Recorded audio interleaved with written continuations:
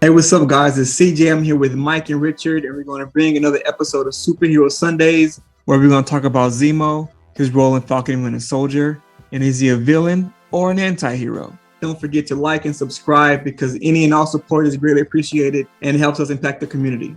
So, with all that being said, roll the intro.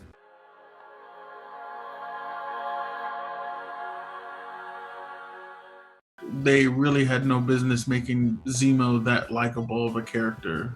I was going to say that, man. I was like, why do we hate him again? Like, this dude was like, he looked dope. He's out there dancing in the disco, like he's out there being the best he can be.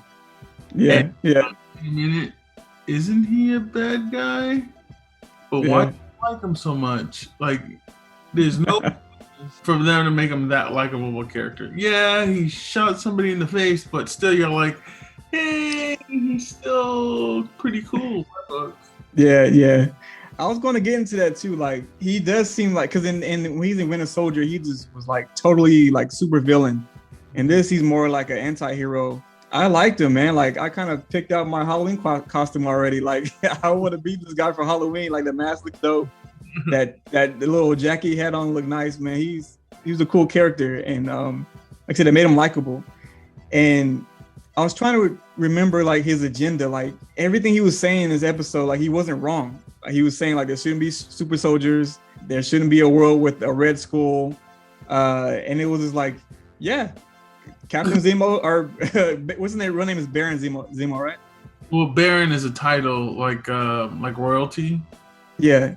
Zemo is his name. I forget his full name, but yeah, Baron is a title. Like your Duchess, Dutch. Yeah, it's a Baron. He's like royalty basically.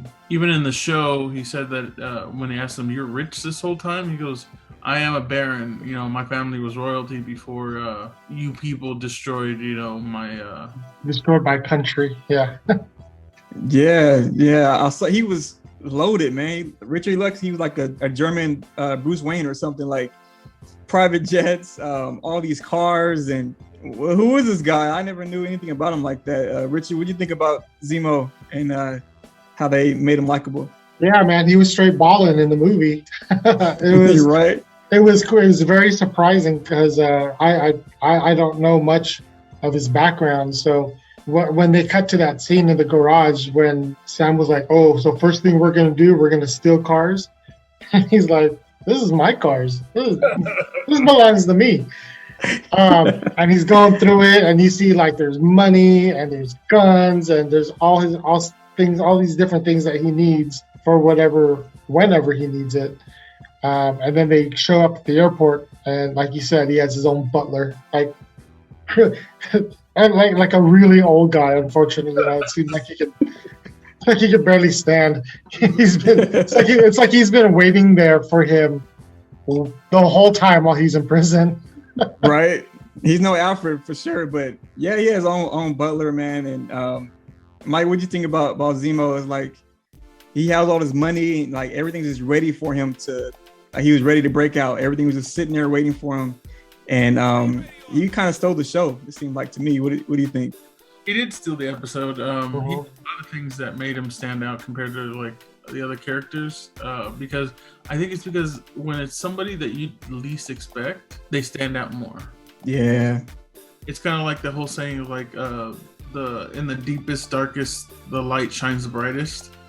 So you don't have much of a like expectation for him, and all of a sudden they shine this light on him.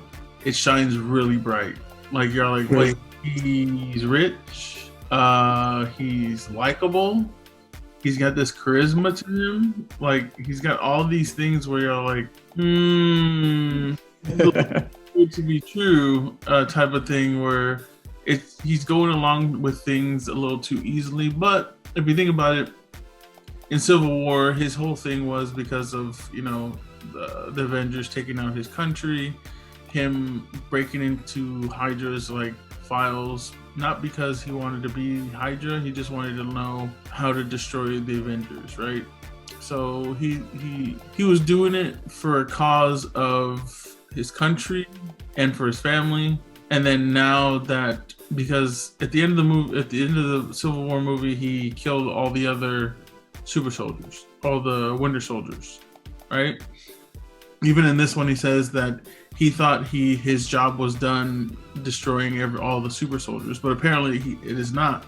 So that's helping them because he wants to get rid of all of them. Because, like you said, they shouldn't be super soldiers. There shouldn't be a Red Skull, like all these type of things. So it's almost like he is one of those old timey kind of gangsters where they're bad, but they have a code that they live by, and they work them within those means, and it kind of gives them kind of like a likable like stance that some people might take, where he's like, yeah, he's bad. Oh, okay, think of it like the Punisher, right? Yeah, it's like he wants to kill everybody that's bad, gangsters, all villains, they're all bad, so nobody loses their family. But he does it in a way where it's like, yeah, that shouldn't be done that way. But like he has all the traits of like a hero, but he's not. He's dramatic, definitely an anti-hero. Yeah, got the attitude. He's got all these things working for him, but I mean, you kind of see little things here and there, like right when Winter Soldier shows up at his cell, he starts using those words that can control Winter Soldier right away.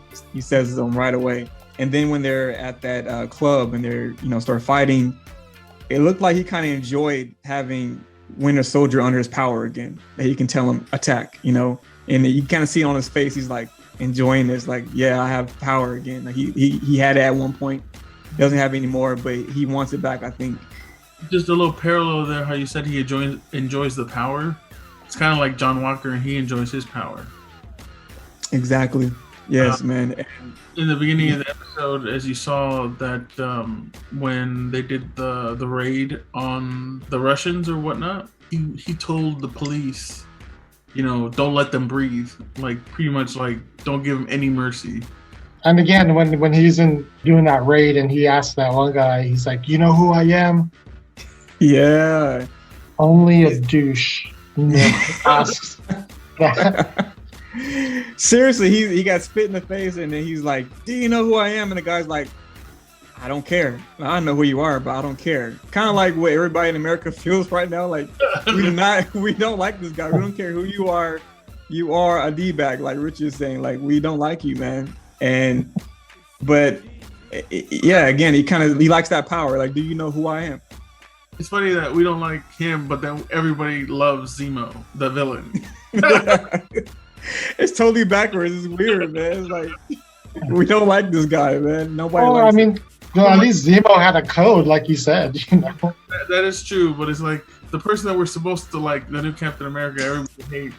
Zemo comes up and you find out that he's rich and he can dance, and then everybody's like, "This is the guy."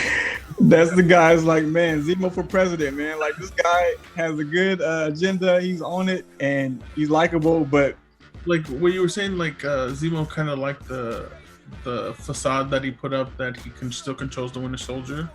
During the fight scene, you can see that Zemo actually pushed people into fight.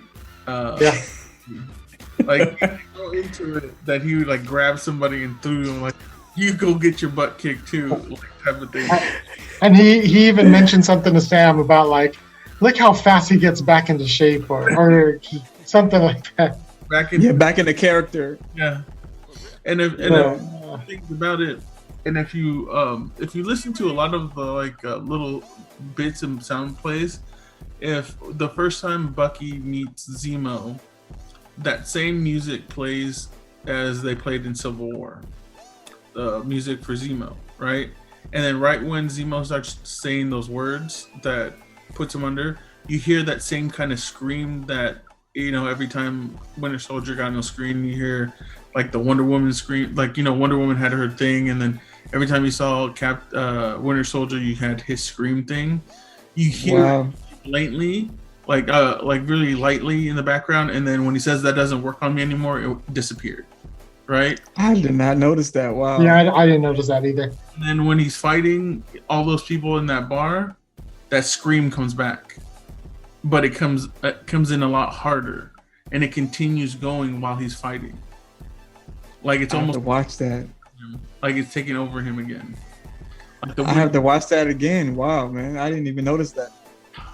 But you know what? Again, on this show, what we do is we recognize real life heroes. For this episode, we're going to recognize a nurse named MJ. Him and his wife, they're both nurses, and they have a great story. They actually had, as a family, had COVID, but you know they bounced back, and yeah, they're on the front lines every day. They're helping people. And MJ, thank you, man. Congratulations, you're a real life hero. We truly appreciate what you're doing, man. Continue to work hard, continue to inspire others, and yeah, man, congrats again. That's going to conclude this episode of Superhero Sundays. Tune in next week where we get into some more cool topics. And audience out there, if you have any comments or any subjects you have for us, let us know down in the comments. I think Mike Diaz wants to go ahead and shout some out to you. Go ahead, Mike. If you think we should take this to a different platform, put it in the comments down below. We're thinking about possibly going somewhere else, so it's not always just YouTube played type thing. So look out for that as well. Let us know. Yes. All right, guys. Thank you for tuning in. We'll check you out next week. Peace out.